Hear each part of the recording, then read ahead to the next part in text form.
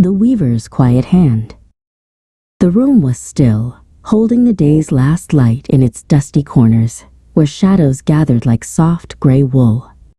Lysander sat on a low wooden stool, his hands resting quietly in his lap, his gaze fixed upon the great loom that dominated the far wall, a silent giant waiting patiently for the story it was meant to tell.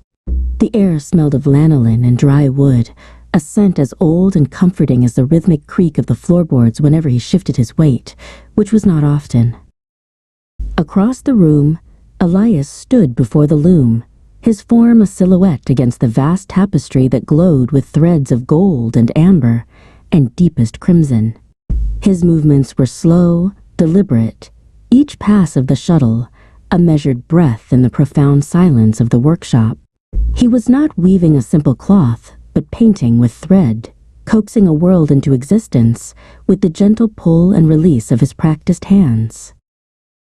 Lysander watched the shuttle, a small wooden boat, as it sailed from one side of the warp to the other, its journey smooth and unwavering, leaving a trail of single, perfect thread in its wake. It was a simple action, one he had seen thousands of times, yet it held a universe of peace within its repetition, a comforting certainty in a world that often felt rushed. The soft thump as the beater pressed the new thread into place was the room's only heartbeat.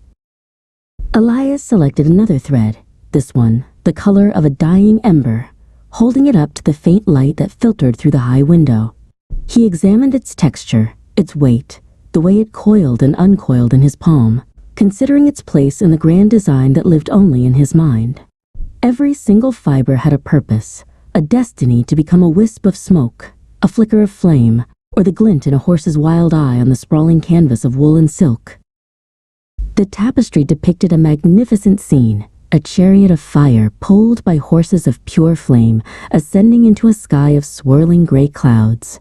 It was a story of power and departure, yet in the quiet workshop its creation was an act of stillness and dedication. The flames on the loom did not burn, they were merely threads of saffron and gold, meticulously placed, their heat only imagined, their roar only a whisper of silk against wool.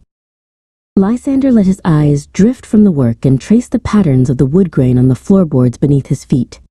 He noticed the way the lines swirled around a dark knot, like water flowing around a smooth river stone, and how the years had polished the surface to a soft, warm sheen. Each scuff and mark was a memory of other quiet evenings just like this one, of countless hours spent in shared, comfortable silence. The light from the window began to fade, turning from a pale gold to a soft, dusky lavender, and the corners of the room deepened into a comfortable darkness. Elias did not seem to notice, his hands continuing their slow and steady dance, guided more by feel and memory than by sight. The shuttle continued its journey back and forth, its path a line of constancy in the growing twilight, a soothing and predictable rhythm. A gentle coolness began to seep into the air, carrying with it the scent of the coming night, of damp earth and distant rain. Lysander drew a slow, deep breath, feeling the stillness of the room settle into his very bones, his thoughts slowing until they were as measured and deliberate as the weaver's hands. There was nothing to do, nowhere to be, only this present moment of profound and simple peace.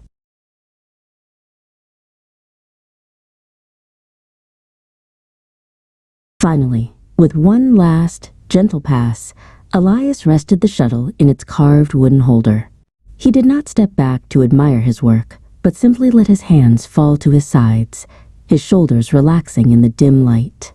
The day's labor was complete, another small and perfect piece of the grand story now woven into existence, waiting for the morning light to reveal its full, though silent, glory.